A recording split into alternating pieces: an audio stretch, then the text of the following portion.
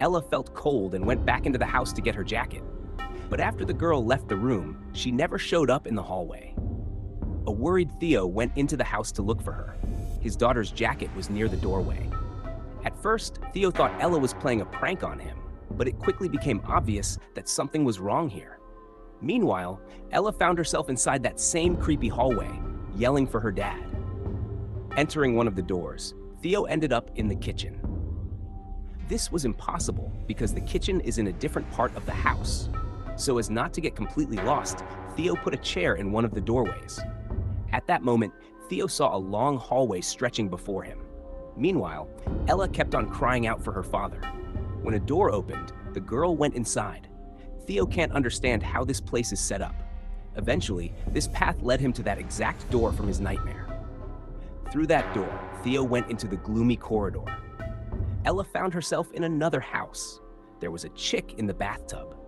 When the woman stood up, Ella screamed. Theo was able to hear her scream. The girl was talking with the man from her nightmare.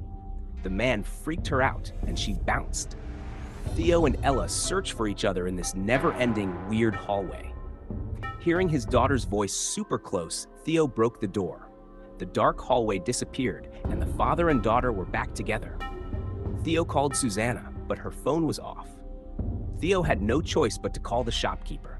He asked for info on how to call a cab. The shopkeeper said that no taxi service exists here. He also told him that the house's angles never meet. But that's not the only weird thing. A different house stood on that same plot before.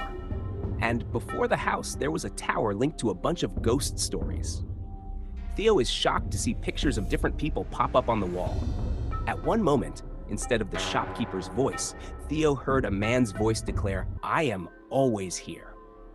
It is now nighttime, but Theo planned to bounce with his daughter. They didn't even grab any of their stuff. The door would not unlock at all. Why don't you unlock the door? He panicked and forgot. The father and daughter planned to walk to the village. When they looked back, they saw a silhouette in the window that vanished shortly after. It was pitch black and freezing outside. The path ran through the woods, and Ella is super scared of animal sounds. Lights suddenly appeared ahead. Theo was horrified to realize they had returned to the same house. Ella can't figure out why this happened, since they had been moving forward.